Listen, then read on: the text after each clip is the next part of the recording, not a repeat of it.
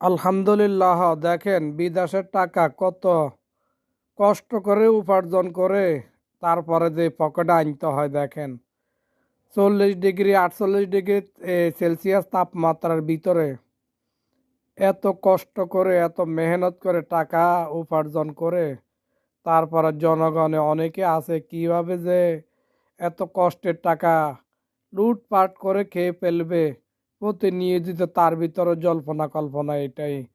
সেই জন্য আল্লাহর কাছে অনেকে বলে আমার কেন হয় না হয় না। এই জন্যই হয় না, যারা পরের টাকার উপর লোভ থাকে প্রতিনিয়োজিত, এই লোভীর কারণেই আল্লাহ পাক রাব্বুল আলামিন উপরে উঠায় না। আর দেখেন এই কাম কাম জানা লোকদের কি দক্ষতা, কি মূল্যায়ন দেখেন। 10 দিন শুয়ে বয়ে খাইল, আল্লাহ যদি দেয়, রিজিকের মালিক উপরওয়ালা, দুই একটা কাম 2-4 দিন কাজ করলে যথেষ্ট, পুরা মাসের ইনকামের টাকা, খাওয়ার টাকা হয়ে যায়। তো সেই জন্যই মানুষকে বলে ভাই একটা কাজ শিখেন, সেই যে কোনো কাজ হোক, কাজের মাধ্যমে কোনো শরম নাই। এবার আপনি দেশে থাকেন বিদেশে থাকেন, কোনো সমস্যা নাই।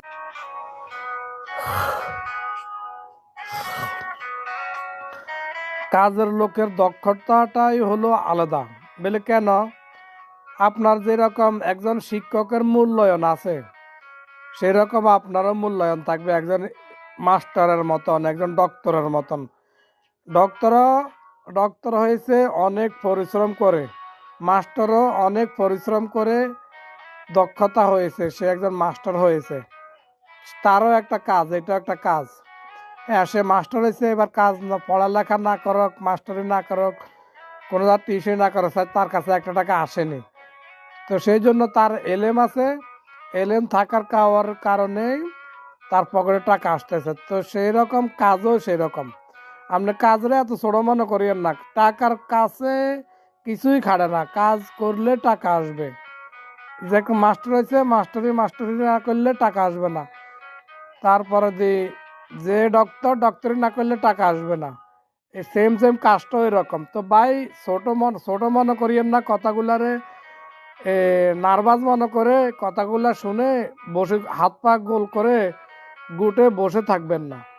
একটা কর্ম শিখেন, আপনার দক্ষতা থাকবে। মানুষের দক্ষতাটা হলো মেন। আপনি একটা কাজ শিখলে আপনার কাছে 10 জন আসবে, ছোট করেন যারা ছোটই থাকবে, দেখবেন আপনি যারা ছোট করে তাদের উপরে আল্লাহ আপনাকে উড়াই দেবে। তো আপনাদেরকে সত্য কথা বলতেছি, যে কোনো একটা কাজ শিখেন, বলে কাজ শিখলে